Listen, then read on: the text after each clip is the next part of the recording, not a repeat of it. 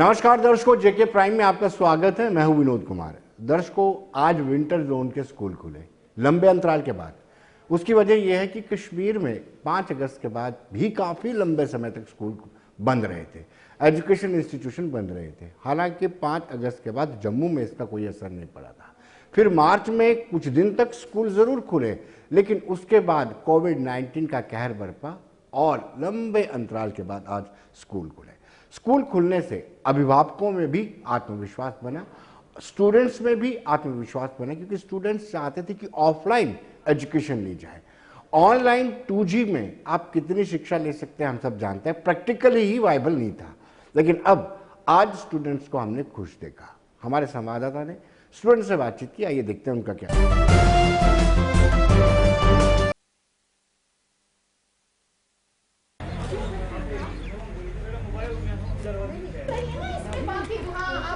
Very good. हाँ, admission तो आज से हो रहे हैं। आपका स्कूल डेज मतलब जैसे अगर हम लोग ऑनलाइन क्लासेस देते थे, उनमें हमें या तो आंखों में प्रॉब्लम हुई, तो इसकी वजह से बहुत सारे लोगों को स्पेक्स भी पहनना पड़ा। और इन ऑनलाइन क्लासेस में हमें या तो होती थी बफरिंग होती थी, ऐसे ऑफलाइन टीचर सामने है, क्या बच्चा करता था पीछे वो इन टीचर्स को पता नहीं होता। एजुकेशन बहुत इम्पॉर्टेंट है हमारे लिए, मतलब जो ऑफलाइन क्लासेस है यही बहुत ज़्यादा इम्पॉर्टेंट है हमारे लिए। तो अपने फ्रेंड्स को कितना मिस कर रहे थे? First of all, my name is Rutba and Alhamdulillah we are back to the normal positions and हम यहाँ पे देख सकते हैं due to the COVID our studies got affected a lot, but now we are back to our lives and back to our daily routines। हम यहाँ पे देख सकते हैं SOPs कैसे फॉलो किए जा रहे हैं। वहाँ पे पहले सैनिटाइजिंग यूज़ की जा रही है, मास्क चेक किए जा रहे हैं और सोशल डिस्टेंसिंग के लिए सर्कल्स बनाए हैं और उनको बहुत ही स्ट्रिक्टली फॉलो भी किए जा रहे हैं। दर्शकों, कोठीबाग हायर सेकेंडरी में भी हमारे संवाददाता ने वहां के प्रिंसिपल से मुलाकात की, उनसे पूछा कि क्या क्या इंतजाम किए गए। आइए देखते हैं उनका क्या क्या।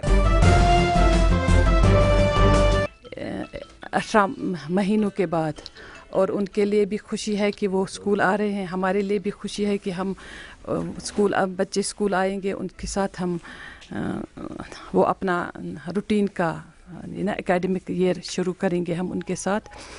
तो बच्चे भी हमें बार बार कॉल्स करते हैं कि हम कब स्कूल आ रहे हैं। इसका मतलब है वो भी एंथुसियास्टिक हैं, उनको भी बहुत ही खुशी महसूस हो रही है। एक साइड से हमने देखा स्कूल के एंट्री पॉइंट से लेकर SOP गाइडलाइंस को लेकर आप प्रिकॉशनरी मेजर्स जो है, ख़ास तौर पे जो है गाइडलाइंस आपने प्रोवाइड की है, तो कितना इम्पॉर्टेंट है स्टूडेंट्स और साथ साथ टीचर्स को उस पर अमल दखल करना?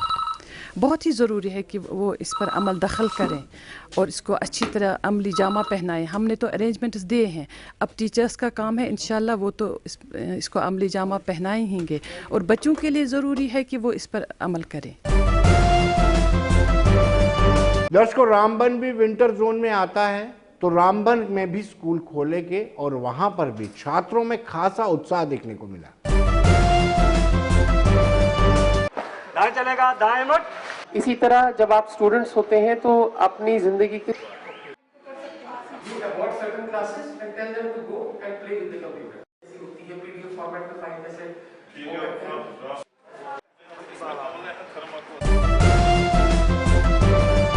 तो दर्शकों, आहिस्ता आहिस्ता चीजें पटरी पर लौट रही हैं। अब शिक्षा का सेक्टर भी पटरी पर लौट रहा है। हालांकि 9वीं से लेकर के बाकी दीगर ऊपर तक के क्लासों में शिक्षा शुरू हुई है। अभी 9वीं से नीचे यानी 8वीं तक की कक्षाएं शुरू नहीं हो पाई हैं। आहिस्ता आहिस्ता वो भी शुरू हो जाएंगी। लेकिन हम आपको एक ऐसे चीज से रूबरू कराते हैं, पशु तस्करी। आखिर इसमें कितने लोग मुलव्विस होते हैं, इसको चर्चा करने की जरूरत है। और किस किस ढंग से ये पशु तस्करी होती है, आप ये सोच भी नहीं सकते हैं। अगर ऑयल टैंकर की बात करें, जिसमें ऑयल ले जाया जाता है, डीजल हो पेट्रोल हो, उसको भी काट करके उसमें पशु डाल करके पशु तस्करी की जा रही थी। ये कठुआ का इंसिडेंट है, आइए देखते हैं।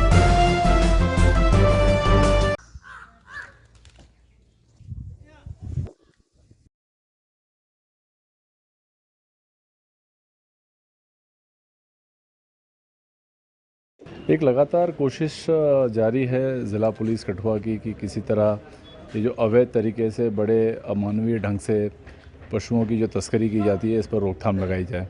इसके चलते जो रूटीन तरीका होता था ट्रक्स में ट्रॉलर्स में पशुओं को बेदर्दी से बांध कर ले जाना, वो जब बहुत ज़्यादा लोग पकड़े जाने लगे तो पशु तस्करों ने इसमें अपना ईजाद करना शुरू किया। कुछ दिन पहले हमने एक पैसेंजर स्कॉर्पियो में 3 पशुओं को बांध के पैसेंजर्स की जगह बंद करके कश्मीर की तरफ ले जाया जा रहा था, वो हमने पकड़ा था। उसके बाद आज जो मामला आया है उसमें एक पानी के टैंकर को मॉडिफाई इस तरह से किया गया है कि अंदर पानी न होके अंदर तकरीबन 9 पशुओं को भर के रखा गया था और पानी की टैंकर के आड़ में इसे कश्मीर पहुंचाने का इनका मंसूबा था। स्कॉर्पियो में कभी पशु तस्करी हो सकती है, ये नमूना भी हम आपको दिखाते हैं। आप मिनी बसेस में पशु तस्करी करवा सकते हैं, ये नमूना भी हम दिखाते हैं।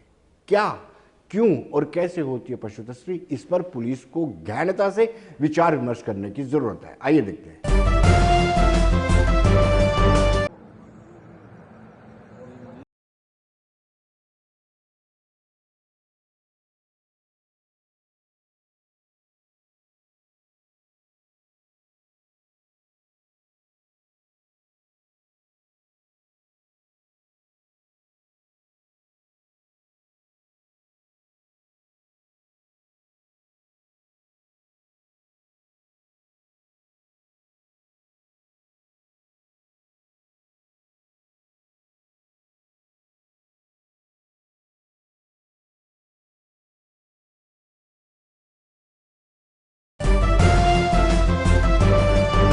दर्शकों, अब हम आपको बताते हैं कि जम्मू कश्मीर, जम्मू की बात करें, जम्मू के लिए एक इंटरनेशनल लेवल का स्टेडियम बनने जा रहा है जो स्विमिंग पूल होगा।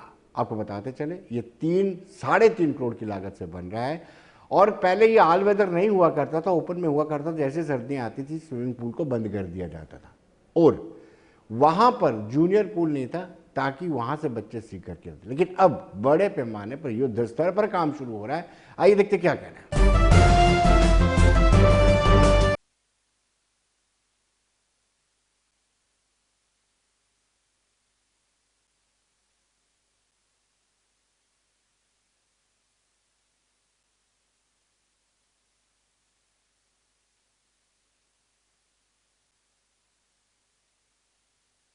एक्चुअली ये जो पहले स्विमिंग पूल था ये भी अच्छा था और अच्छा चलता था।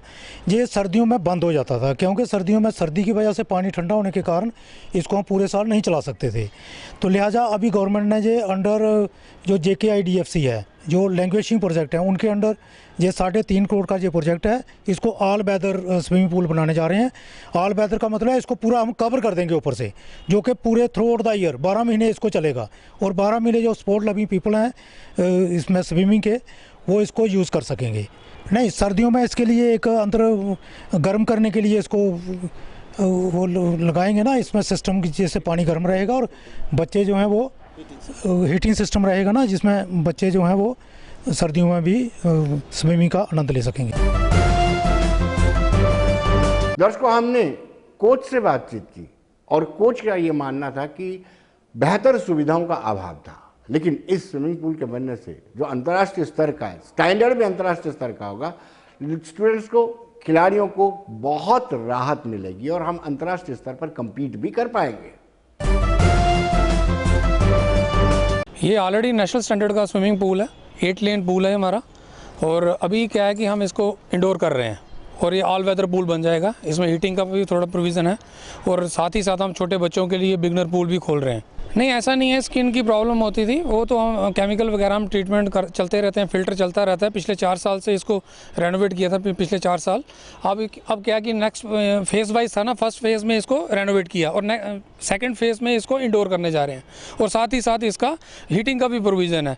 अब हमारे बच्चों को ये कि ऑल वेदर हो जाएगा। आगे क्या था कि 6-7 मंथ के लिए ही हमारा पूल चलता था, अब पूरा साल मेरे स्विमर जो हैं कि यहाँ पे प्रैक्टिस कर पाएंगे और नेशनल लेवल पे अच्छा परफॉर्म कर पाएंगे। दर्शकों, उनका यह भी कहना है कि पानी को कहीं ना कहीं फिल्टर करने की व्यवस्था की जाएगी। वहां पे हर तरह की वो सुविधा होगी जो अंतर्राष्ट्रीय स्तर पर मिलती है।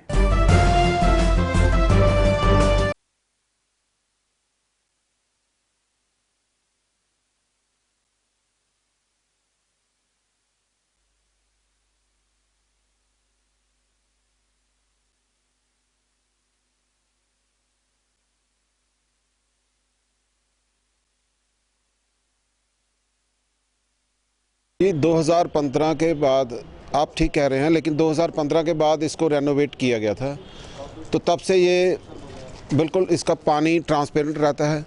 इसको हम डे टू डे क्लोरीन डालते हैं, इसमें फिल्ट्रेशन प्लांट लगा हुआ है जो इसको बिल्कुल साफ़ रखता है।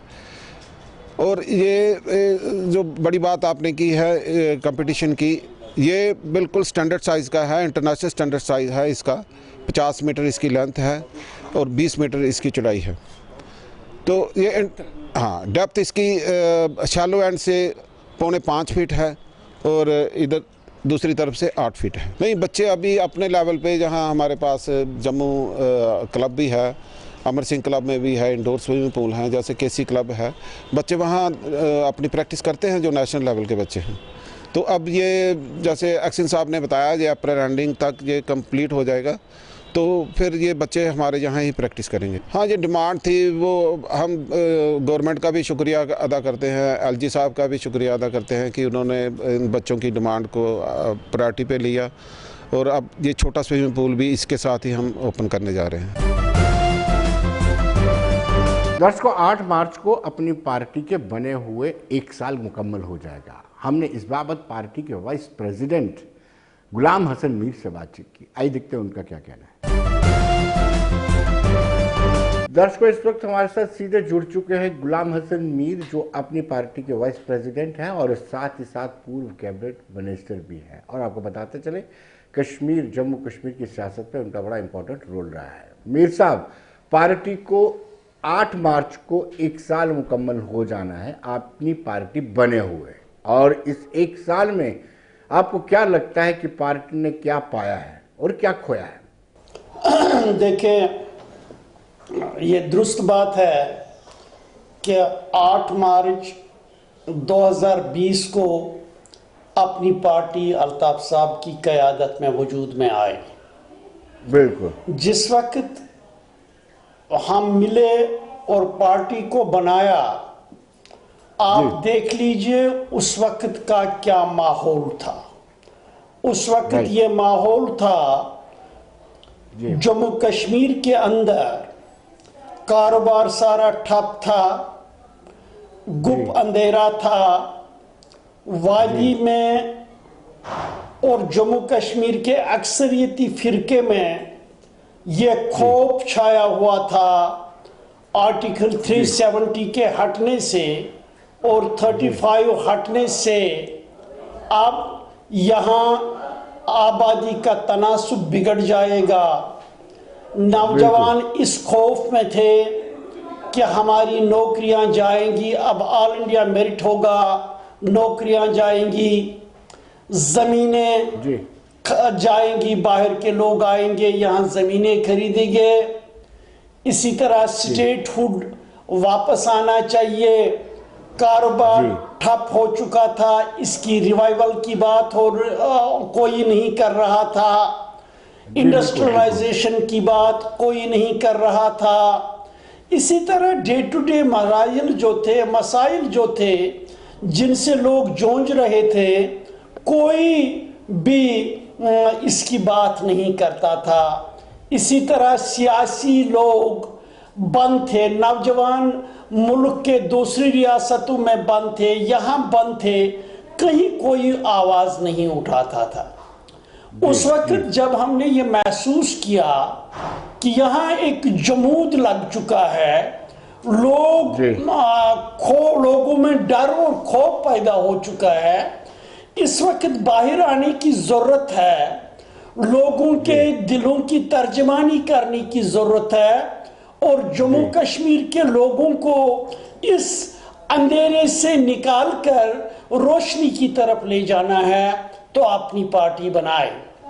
तो अपनी पार्टी ने पार्टी बनाकर ये सोचा कि अगर जम्मू कश्मीर के लोगों को इस मुसीबत से निकालना है, इस मुश्किल से निकालना है, तो इसके लिए ये ज़रूरी बनता है कि हम प्राइम मिनिस्टर से मिल लें, होम मिनिस्टर से मिल लें, उससे जम्मू कश्मीर के हालात अपने अंदाज से लोगों के ज़बान भरकर पेश करें, ताकि यहाँ के हालात में कुछ बेहतरी हो।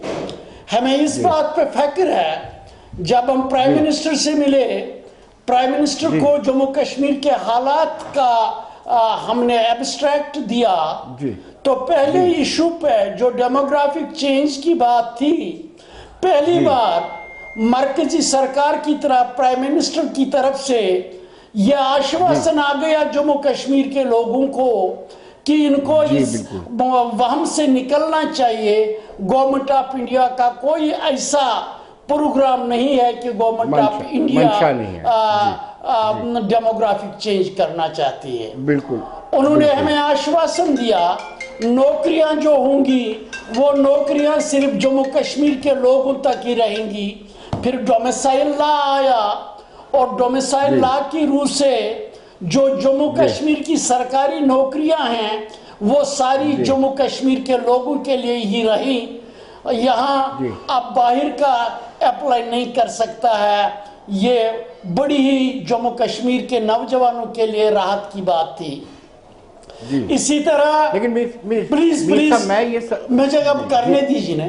इसी तरह जमीन का था, जमीन में आ गया जो भी एग्रीकल्चरल लैंड है ये सारी जम्मू कश्मीर के सिटीजन्स ही एक दूसरे को एग्रीकल्चरिस्ट से ट्रांसफर कर सकते हैं। अब इंडस्ट्रियल पॉलिसी आई है, इंडस्ट्रियल पॉलिसी के नाते से अब सिर्फ जो पहले 90 इयर्स लीज होता था अब 40 इयर्स लीज ही है।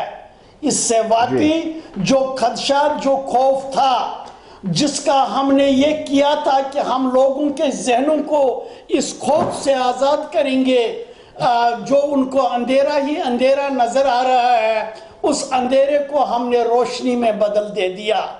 इसमें हम प्राइम मिनिस्टर और होम मिनिस्टर के शुक्रगुजार हैं। वो वादे तो उन्होंने निभाए, कहीं पे भी कुछ कमियां हैं। हमें उम्मीद है आइंदा पीरियड में वो कमियां भी पूरी हो गई होंगी। और साथ ही जो गवर्नमेंट ऑफ इंडिया ने इकोनॉमिक पैकेज दी, इंडस्ट्रियल पैकेज दी, ये हमने मुतालबा किया और सरकार ने जम्मू कश्मीर के लोगों के लिए ये इकदाम उठाए। जी, लेकिन मेरे साहब सवाल ये उठता है कि पहला चुनाव था आपका डीडीसी का, उसके जो रिजल्ट है क्या उससे आप मुत्तफिक क्या है, क्या उससे सेटिस्फाई हैं? विनोद जी, हम मुतमईन होंगे तो क्यों नहीं होंगे? मुझे बताइए, हमारी पार्टी 8 मार्च को बनी थी, प्राइम मिनिस्टर से मिले थे 8 मार्च को, 21 मार्च को कोविड का लॉकडाउन हुआ।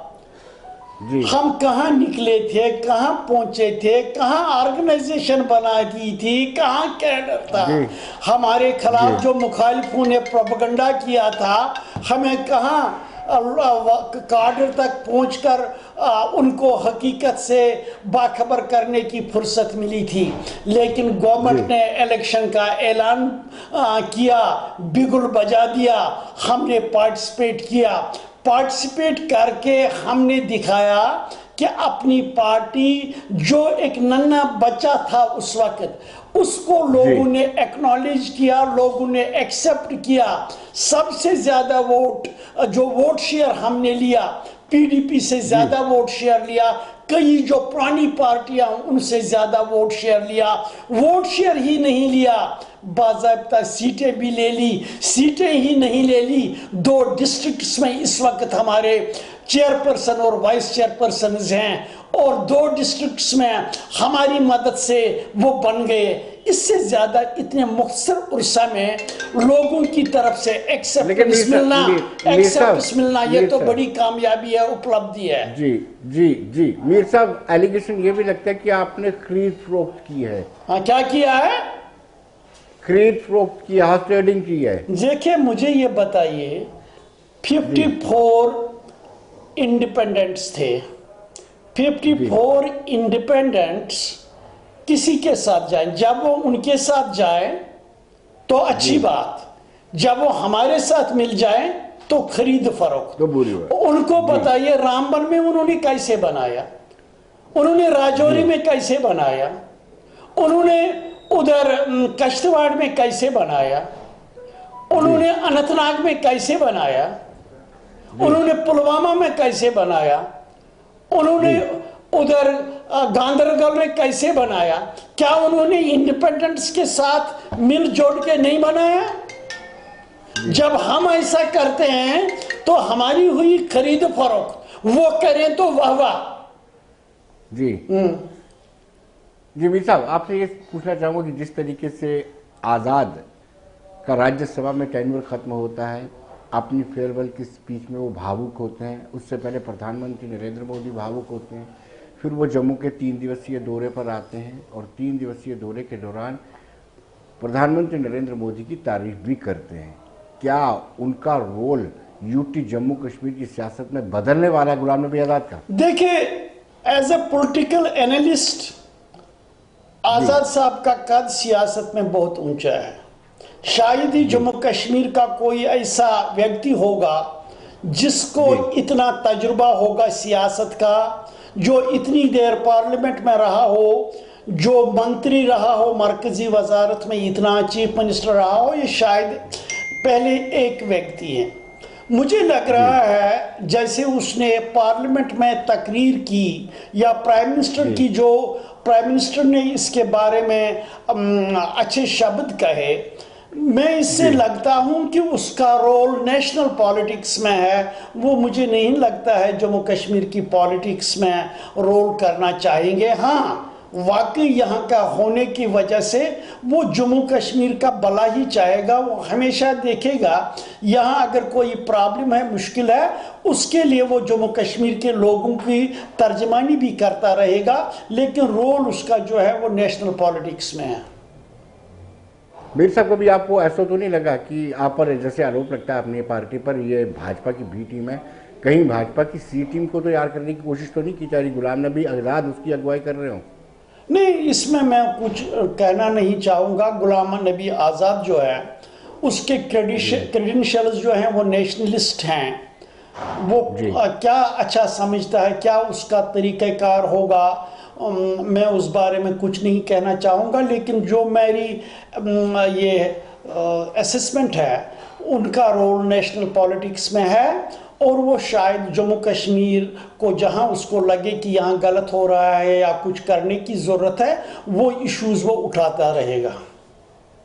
डॉक्टर फारूक अब्दुल्ला का स्टेटमेंट आया है कि कश्मीरी विस्थापितों की सम्मानपूर्वक वापसी होनी चाहिए, लेकिन डॉक्टर फारूक अब्दुल्ला या नेशनल कॉन्फ्रेंस काफ़ी समय तक अपने कार्यकाल में रही है और उस दौरान वो कश्मीरी पंडितों की वापसी नहीं करवा पा रहे, लेकिन आज उनको चिंता हो रही है। देखिए, ये वक्त की बात है।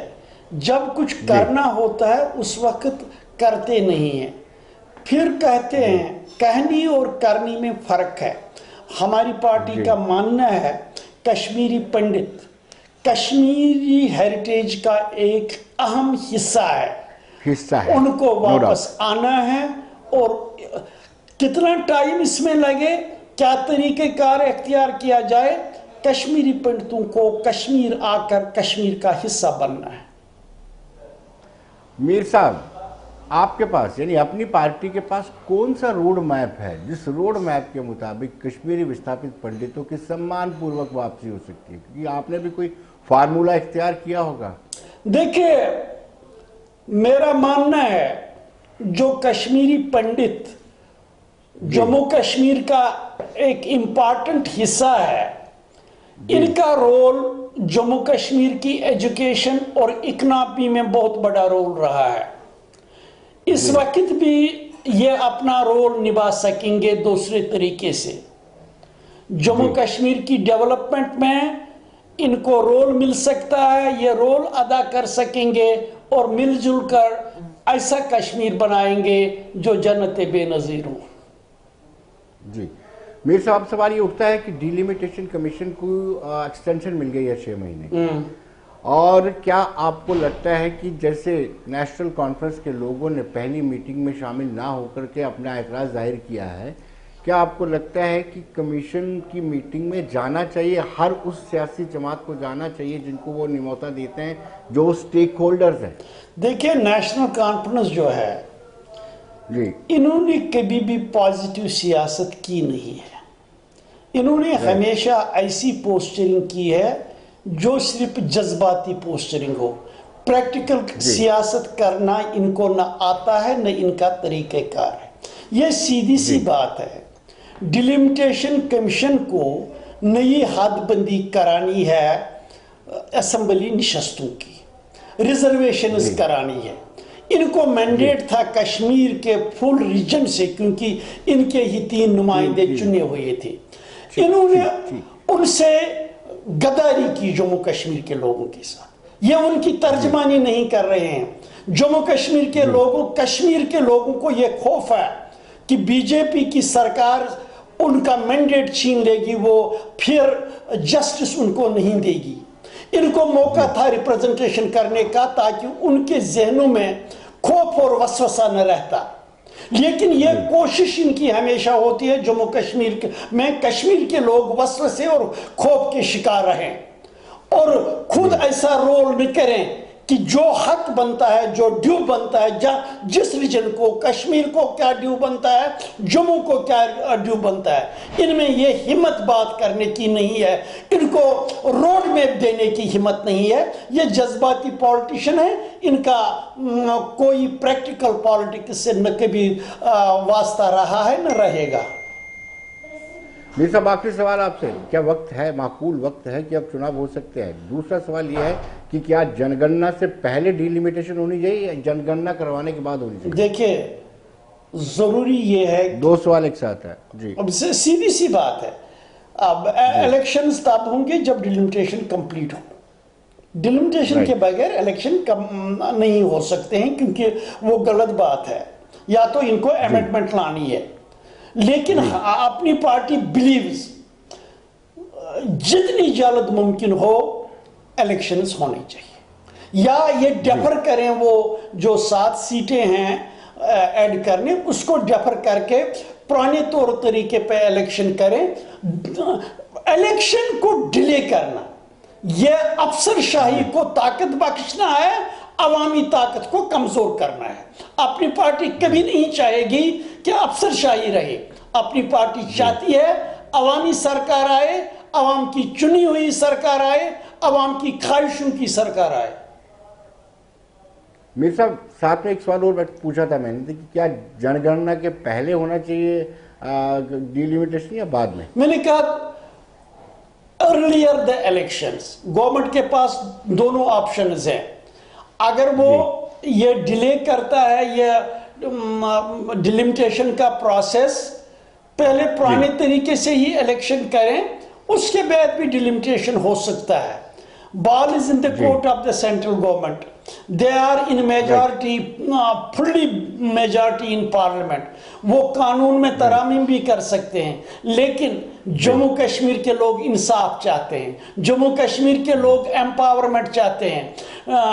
इलेक्शंस न होने की वजह से लोग इस वक्त अफसरशाही के रहम करम पे हैं। हम मरकजी सरकार को कहते हैं इनको अपनी हुकूमत बनाने का अधिकार फौरी से फौर दिया जाए। मीर साहब, बहुत बहुत शुक्रिया आपका, धन्यवाद। धन्यवाद। तो दर्शकों, बने रहिए देश दुनिया की खबरों के लिए और मुझे दीजिए इजाजत। नमस्कार।